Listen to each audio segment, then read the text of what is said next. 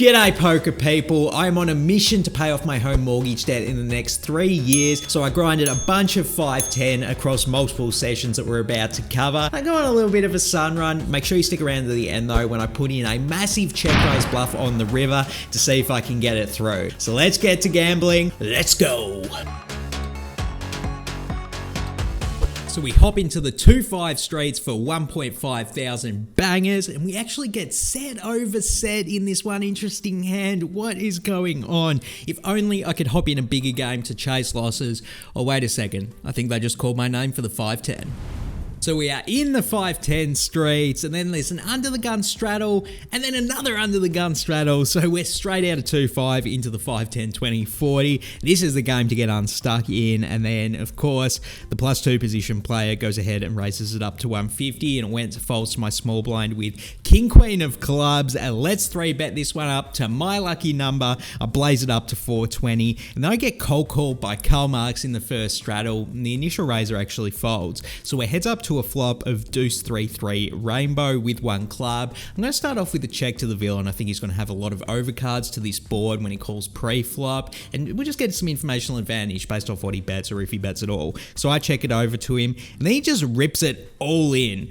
Okay, so I guess I have to fold my king high here, which I do, and then the villain shows 9-8 offsuit. What the So that isn't going to quite get us unstacked, so we top up our stack again to try and push it forward into this next hand where there's one limp and it falls to my hijack with Jack 10 offsuit. I raise it up to 50, definitely on the looser side, but whatever the case, we do get two different callers, so we're 3 ways to a flop of 9-8-4 with 2 diamonds. When the action checks me, I'm just going to go ahead and check it over to Karl Marx on the button, expecting him to take an aggressive action, which he does. He goes ahead and bets 175. When the other player folds, the action's back on me. I think this is a great check raise spot. If he has any pair, he's going to be stabbing at this board, and I can't imagine those hands are going to like a check raise unless it's like a 9 or better.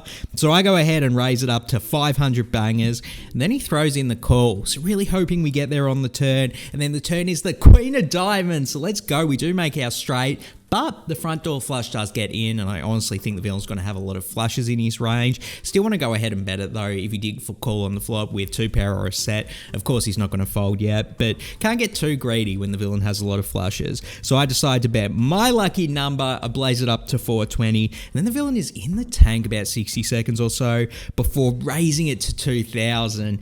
And yep, it's really looking like he has a flush, and even if he is bluffing with a hand like ace-9 with the ace of diamonds, he has pretty good equity against our straight anyway, so I think we have to make a disciplined fold in this spot, which I do. I fold my hand, and then the villain was kind enough to show us he did have 10-8 of diamonds, so we escape the call here. Let's go.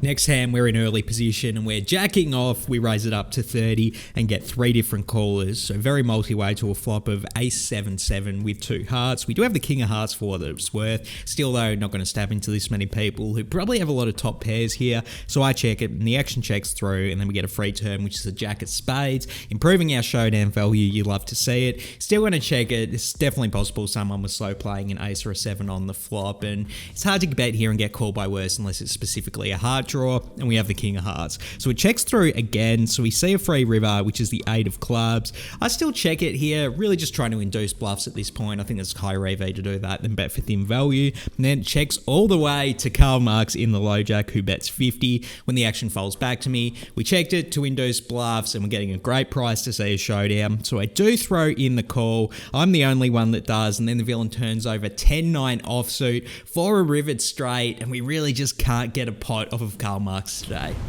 Next up, Paulie G's cousin makes it 40 under the gun, and he gets 2 callers before I'm in the big blind with ace-king off, so what a premium. I 3-bet it up to 260, and then I only get called by Karl Marx in early position. We cannot shake this guy. This is our 4th pot in a row against him, and we're heads up to a flop of queen jack 6 with 2 diamonds. I check it over to him, getting some informational advantage off of what he does, and when he checks back, I think his range is probably pretty weak. It could be a lot of pocket pairs that are like 9s through through sevens. So when we see a free turn and it's the 10 of spades, we turn the nuts. Let's go.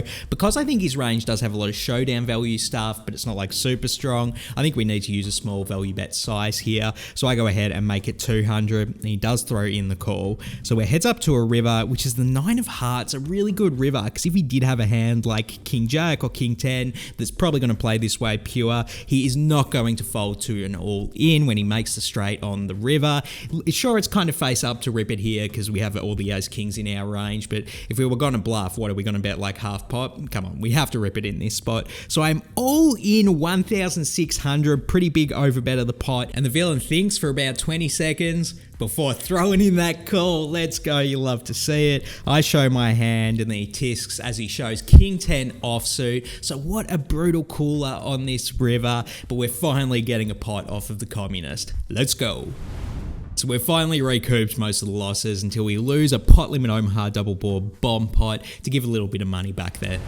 Next up, I'm in the low jack with ace 4 of diamonds. I make it 30 bangers, and then surprise, surprise, Karl Marx 3-bets us to 125. Then the button throws in the cold call. Now it's back to me. If I was heads up with Karl Marx, I would definitely be 4-betting as a bluff with this hand in particular. It's a bit more dicey with the button cold calling. They definitely have a lot of strong hands in their range. Like if they had ace, king, and queens here, I would not be shocked at all. I still want to go for it in this spot though, so I go ahead and 4-bet bluff it up to 550, and then both of the villains call. Definitely not an ideal scenario, so we're 3 ways to a flop of king, king, king. So yeah, not the best flop in the world for ace high. I check it over to both of the villains, and then the button just rips it all in for about 2.5k. Yep, you win this, man. Very likely you flopped a full house in my opinion, so I fold my hand, as does Karl Marx, and the doctor's going to end up raking in this one. Power to him. Next hand up, we got the Nick game on, and if you lose it, you owe everyone at the table 50 bangers, so that's a total of 400 if you end up losing this one. So of course we're going to be attacking it aggressively like we do with 9-3 offsuit here. Unfortunately, we get raised. I guess someone else doesn't want to lose a Nick game, and we're forced to fold there and bleed off a few more chips. Fortunately, a few minutes later, we get dealt pocket 10s, we 3-bet a pre-flop, and then take it down with a C-bet on the flop. We have to show our hand to get rid of our nip button, and that way we are not losing the $400 in penalties. Let's go. Next up, Karl Marx makes it 60 in early position, because of course he does. He gets 2 different callers, and I'm last to act in the big blind with pocket 2s. Now, I really hate calling 6x opens pre-flop. I think it's great to play 3-bet or fold against that type of things. I will say though, if I'm ever going to cold call it, being last to act with a hand that's going to be so easy to play post-flop, I think might be the one occasion it's okay. So I do throw in the call here with deuces. I will say though, if someone told me they folded in this spot, I would think it's a fine play. Whatever the case, we are 4 ways to a flop of Jack 4 deuce, baby. Let's go. We hit the set. You'll love to see it. Still going to check it over in flow to the pre-flop aggressor, who does see bet for 100. And then a moppy haired individual raises to 225. God, you love seeing money shoveled in a pot when you hit your set. But I think when it's the small blind folds and the action's on me, it's a really interesting spot whether we want to 3-bet or call as kind of a trap. The benefits to calling as a trap is if the opponent does have an overpair, we can convince them that maybe we're just calling with a flush draw and their overpair is good. And I think they're going to be raising a lot of overpairs and jacks when it's the Karl Marx that see betting into so many people. So I decided to be a bit deceptive and throw in the call there. Of course, 3-betting will be a fine play as well. Whatever the case, I call, Karl Marx folds, so we're heads up with the mop to a turn of the 4 of clubs. So we improve to a full house, a flush draws drawing dead against us. I still check it over to the villain. Maybe they want to semi-bluff with their flush draws anyway or keep betting a jack or better. So I check it over to them. They go ahead and bet 600. So a pretty big bet here, and it's a really awkward spot because if we rip it all in here, hard to imagine an overpair is going to love stacking off on this board, but if he has a flush draw, he's just going to like snap fold. So I think the best play probably is just to flat and hope they get there with a flush draw on the river. So I throw in the call, and then the river's a 6 of hearts, so a flush draw does not get there. I check it over to them, hoping they thin value bet or bluff, but they do not. They check back. Whatever the case, I show my pocket 2s, and of course we are raking in this pot. Let's go. So the Nick game is back on for this next one. So when I've got King 6 of diamonds, definitely want to raise it up. And they get a few callers before the big blind puts in a 3-bet to 305 Dale. Even though that's one of my lucky numbers, I can't be calling it with a hand this trash. So I do fold my hand, as does everyone else. And I'm still at risk of losing the Nick game here. Next hand up, there's one limp before the hijack goes ahead and raises it to 60. The cutoff calls, and then I'm on the button. I'm going to want to be flatting pretty wide here when I've still got the nip button. Getting to play the pot in position is going to be a huge advantage because we get the informational advantage of what people do on the flop. So when I peel 10-7 of clubs, I do throw in the call, definitely on the looser side. I think 10-8 suited would be fine. 10-6 is probably a punt, so somewhere in between, I guess. I do throw in the call though, as does the limper, and then we are 4 ways to a flop of a 7 deuce 4 with 2 hearts, 1 club. The low jack checks it over to the pre-flop aggressor, who does go ahead and bet 120. The cutoff calls, and we got top pair and backdoors galore here, so I throw in the call, and then the limper folds, so we're still 3 ways to a turn, which is a 7 of spades. Let's go. You love to see it. We sucked out on overpairs now, so when the action checks to me, let's start building a pot. I don't want to go too huge or anything. I think it might be a bit face-off if we bet pot here or something, particularly into 2 people. So I decide to size down a bit, make it believable I don't have trips here. I bet 200, and then I only get called by Mr. Frizzle, the famous teacher. So we're heads up to a river, which is the 8 of clubs. The villain checks it over to me again. This guy raised pre-flop, so I think he has all the overpairs in his range. And I just think to myself, if the villain showed me pocket jacks, like how much would I have to bet to try and fold him off of that? It might have to be all in, because sure, it looks like we're going to have a lot of 7s in our range, but he's probably planned to play check call with a lot of those hands, particularly when all the draws miss, particularly when I still have a nip button. So I think we can go a little bit less than all in, but not too much less. So I decide to land on the round number of 1,000 bangers. I go ahead and put in the $1,000 bet straight for value, and then the villain is in the tank. He doesn't know what to do with himself for about 2 minutes straight until he eventually throws in the call. You love to see it. I show my hand, he mucks his, and not only do we rake in this pot worth over $3,000, but we get rid of our nip button. Love to see it. Next up, I'm in early position with ace queen of hearts. I make it 30, and then the aggressive communist, surprise surprise, puts in another 3 bet to 200 bangers. When the action folds back to me, the villain has about 1,000 left in their stack.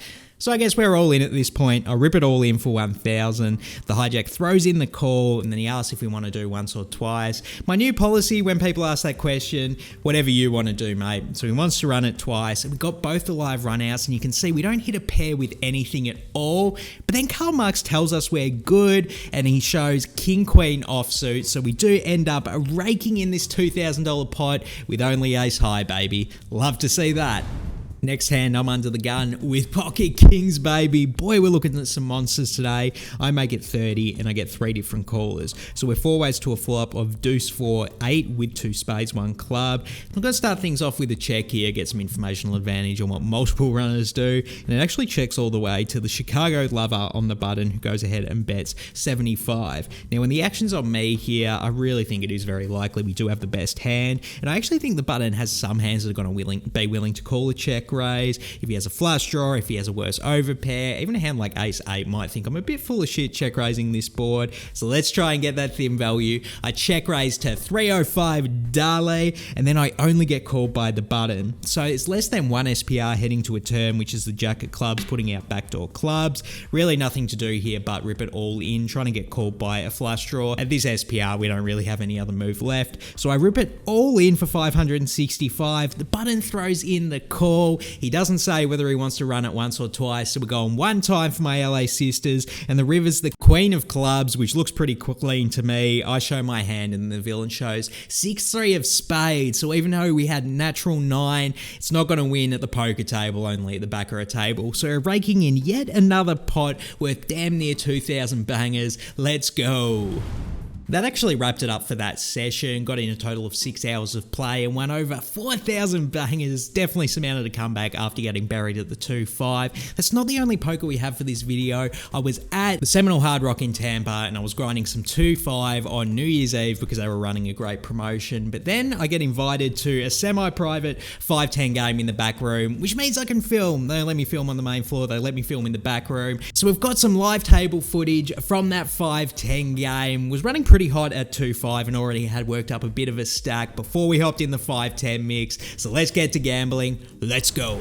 So we are in these private 5-10 straights for 3,000 bangers, and in this first hand, the boss makes it 30 under the gun, and I'm to his direct left with Jack 10 of clubs. Definitely want to be playing 3-bet or fold here. Getting to play this pot heads up in position will be very ideal, so I raise it up 100 bangers, and then I get cold called by a young Heidi Klum lookalike in the big blind, as well as the initial raiser. So we're 3 ways to a flop of King 10 deuce, rainbow with 1 club. When the action checks to me, definitely want to try and get a free turn. We got backdoors galore, we got showdown value, so I check it. We get that free turn, which is a jack of diamonds, baby. Boy, you love to see it. The action checks to the boss in under the gun, who bets 250. When the action's on me here, it's definitely somewhat tempting to raise here. If the villain has a king, I think they're going to be betting this large, or anything with a queen will probably call the raise. Having said that though, there's a little bit of hesitancy because the villain probably has ace queen and queen 9 pure, so it's not like we're super nutted here, and playing it a bit cautiously does make sense. So I do throw in the call, as does the big blind, so we're still 3 ways to a river,